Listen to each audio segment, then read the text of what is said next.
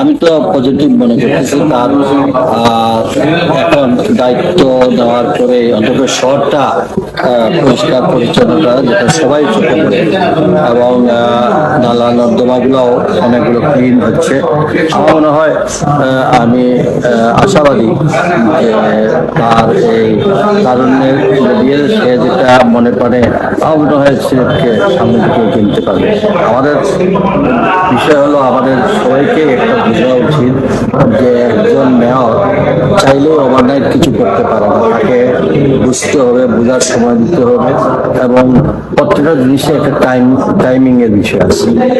আর চাইলেই সব প্রজেক্ট একসঙ্গে ইমপ্লিমেন্টেশন করা যায় না, সেটা বাস্তবায়ন করতে গেলে মন্ত্রণালয় বিভিন্ন প্রজেক্টগুলো নিয়ে তারপরে কাজ করে। আমার বিশ্বাস তার সঙ্গে যেভাবে প্রশাসনিক যে একটা যেটা আমি পদ্ধতি করতে পারিনি, প্রশাসনিক সহযোগিতাটা সে যেভাবে চাইতেছে আমার মনে হয় তাকে যদি আমরা সবাই সহযোগিতা করি ইনশাআল্লাহ সে এই টার্গেটটিকে বুঝতে পারবে। তো আমার কাছে ভালো লাগতেছে যে শহরটা পরিষ্কার, প্রতিদিনই চোখে পড়ার মতো পরিষ্কার রাখতেছে। নালা নর্দমা গুলো দেখা যাচ্ছে প্রতিনিয়তই ক্লিন হচ্ছে। তো সামনে তো মাত্র 5 মাস, একটু তো একটা বছর না গেলে তাছাড়া তার এই স্থানীয় সরকারে তার নতুন যাত্রা এটাও বুঝতে হবে।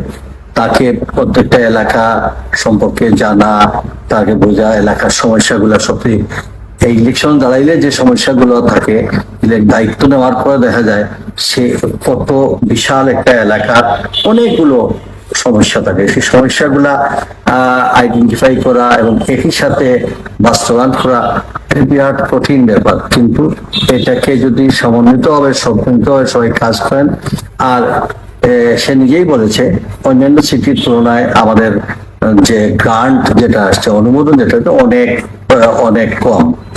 সে তুলনায় মানে আমি মনে করি যেমন সিলেটের পানির সমস্যা, সেটা আজকে থেকে 5 বছর 3 বছর 4 বছর আগেও এই সবকিছু রেডি থাকা সত্ত্বেও আজকে অনুমোদন হইলে পরে এই পিরিয়ডে সে পানি সাপ্লাই দিতে পারতো, কিন্তু সেটা বন্ধ।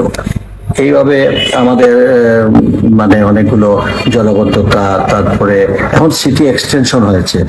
আমাকে আগে 27টা ওয়ার্ড নিয়ে এখন কিন্তু 42টা ওয়ার্ড নিয়ে, নতুন ওয়ার্ডগুলো তো একদম ইউনিয়ন থেকে সরাসরি সিটিতে আসছে, অনেক সমস্যা আছে।